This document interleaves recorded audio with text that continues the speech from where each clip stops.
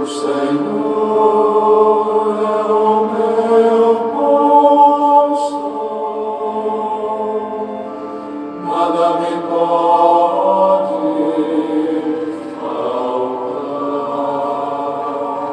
E aí, pessoal, tudo bom? Bom, primeiro ano é o seguinte: hoje a nossa aula vai ser sobre a formação da imagem como processo da arte, tá? E nós vamos começar trabalhando esse processo lá na arte medieval. Vamos lá?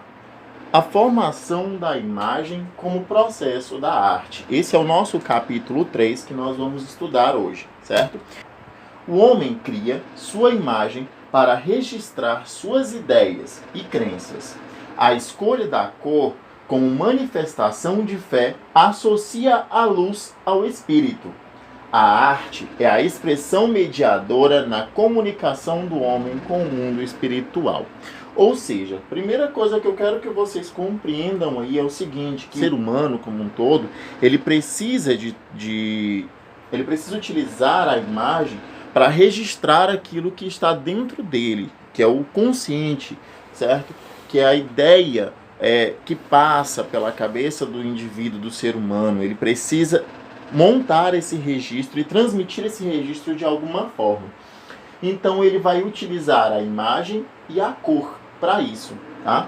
E olha só, esse texto vem dizendo o seguinte: a manifestação da fé associa a luz ao espírito. Ou seja, as imagens que nós percebemos uma quantidade maior, principalmente nesse momento nós vamos ver sobre a questão da arte medieval, que é um aspecto muito forte, o ensino religioso.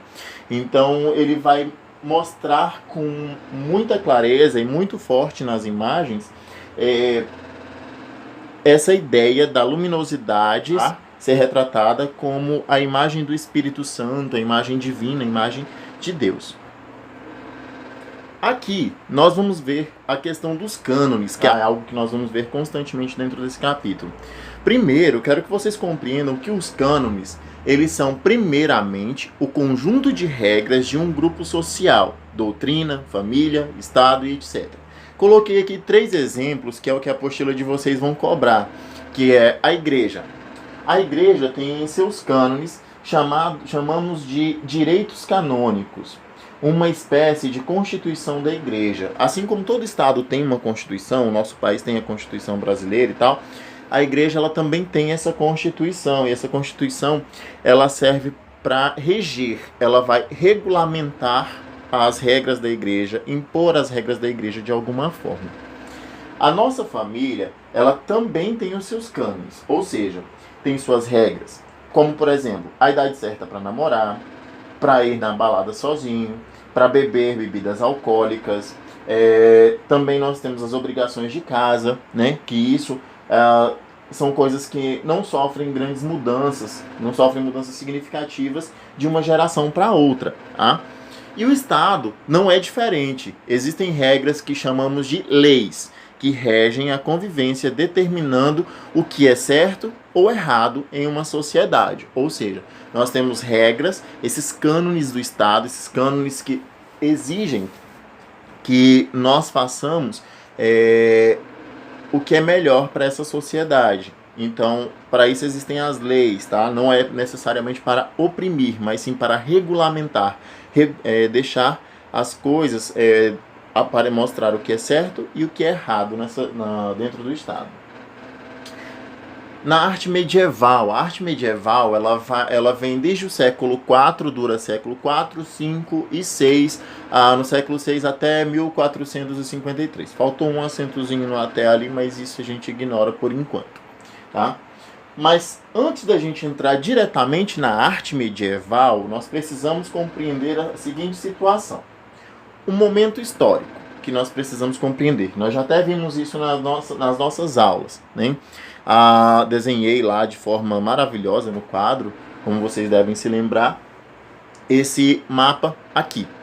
Esse mapa, ele apresenta, como vocês podem ver aí, ele vai apresentar a divisão do Império Romano. Nós vamos ter o Império Romano do Ocidente, que nós vamos ter como capital Roma, e o Império Romano do Oriente, que vai ter como capital Constantinopla. Por que eles se dividiram? Qual é o motivo dessa divisão? Primeiro, a divisão se deu a partir do momento em que essa península aqui, ó, a Península Ibérica, ela foi invadida pelos muçulmanos. O que acontece? Nesse momento em que ela é invadida, Roma, a sua capital lá, ela vai vir defender o seu território aqui. No entanto, ela vai deixar esta área toda aqui sem nenhuma proteção. E eles precisando de proteção, o Oriente precisando de proteção, apela a Roma. Roma não podendo atender, ignorando seus pedidos, então eles decidem então dividir o império. Claro que isso existem vários outros fatores que influenciaram na divisão, não foi só isso, tá, gente? Tem toda uma questão histórica muito ampla, problemas econômicos, políticos, que vão influenciar. Mas nesse momento nós vamos ver apenas isso, que é o que eu quero que vocês compreendam agora, tá? Então nós vamos ter aí dois grandes centros de extrema importância para o Império, que agora passa a ser Roma e Constantinopla. Constantinopla vai ser a capital do Império Romano do Oriente e Roma permanece como capital, mas do Império Romano do Ocidente. O Império Romano do Ocidente tinha como capital e centro de difusão da arte a cidade de Roma. Lembrando, a arte ela vai ser extremamente importante, principalmente na reafirmação do poder do imperador, do poder da igreja, que nós vamos ver daqui a pouco, relacionado à igreja, tá? Vamos ver que a arte ela vai concretizar na cabeça das pessoas, na mente das pessoas, o poder e reafirmar a legitimidade desse poder, tá? Aí nós temos uma imagem atual de Roma, da Praça do Vaticano, né? E no Império Romano do Oriente, a capital era Constantinopla. Constantinopla, que hoje é conhecida como Istambul, tá? É a cidade de Istambul. Aí também uma imagem muito conhecida da cidade, que é o Taj Mahal, né? E no Império Romano do Oriente, Istambul, no caso Constantinopla, ela vai ser a cidade que vai difundir tanto a religião quanto a arte, tá? Beleza, olha só. E na Idade Média, a igreja deixou de ser clandestina e tornou-se uma instituição oficial dos dois impérios. Ah, mas como assim? Até o final do século IV, a Igreja Católica, que no caso a primeira ortodoxa, né, a Igreja Católica Ortodoxa, ela era ilegal, ou seja, ela não podia existir. Existia uma grande perseguição sobre os cristãos. Eles eram mortos, eram presos. E a partir da divisão do Império, quando houve a divisão do Império, vou voltar aqui para vocês verem, Império, houve a necessidade, lá em Constantinopla, chegaram-se ao consenso de que havia necessidade de ter uma religião oficial daquele país, daquele império. Então, como eles estavam muito próximos, afinal de contas, veja que Jerusalém está bem aqui, né? E os cristãos, eles estavam por essas regiões aqui de forma clandestina. E aí Constantinopla resolve acolher os cristãos e acolher a religião cristã católica ortodoxa, tá? Claro que séculos depois, algum tempo depois, a Igreja Católica Ortodoxa há um conflito e acaba se dividindo. No entanto, a religião cristã católica ortodoxa se torna a religião oficial dos dois impérios. Esses dois impérios aqui se tornam cristãos.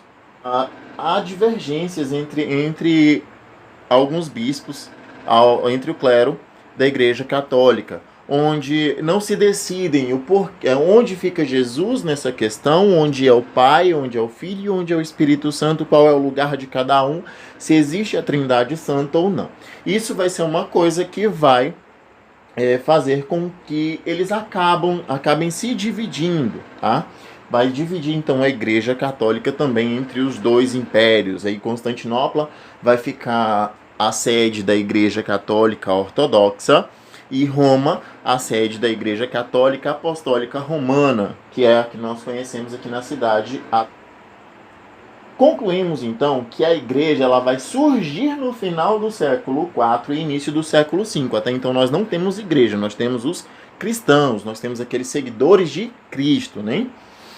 A partir desse momento, aqui a imagem que tem aqui do lado aqui, ó, é de uma cruz da Igreja Católica, mas não da Igreja Católica Ortodoxa, tá? A Igreja Católica Ortodoxa é um pouquinho diferente. Essa daqui, ó, que é a cruz da Igreja Ortodoxa, tá? E aí, na sequência, a Igreja Católica e a Igreja Ortodoxa, elas vão seguir caminhos diferentes. No entanto, atualmente, o Papa da Igreja Católica Apostólica Romana, ele tem conversado muito, tem feito várias ligações no sentido de conexões, né, com o chefe maior da igreja ortodoxa, o que é bem interessante. A união dessas duas igrejas, né, depois de tantos séculos separadas, vão ter uma ligação como igrejas irmãs. Isso é bem interessante. Bom, pessoal, hoje eu vou falar apenas sobre a arte medieval. Na próxima aula, no próximo vídeo aula, nós vamos falar um pouco mais sobre os outros tipos de arte no período medieval, tá? Que vocês vão achar bem interessante, acredito eu. E hoje eu vou deixar para vocês essa atividade. Primeiro, o resumo do capítulo 3, que eu acredito que alguns já devem ter feito, os que não fizeram, façam, tá? E responder as questões de 1 a 7. Pessoal, atenção, qualquer dúvida, podem me procurar no WhatsApp, tá ok? Muito bem, obrigado pela atenção de vocês. Assistam todas as aulas, que é de grande importância, tá? Lembrem que isso daí é conteúdo que nós vamos dar continuidade quando retornarmos à nossa sala de aula, tá bom?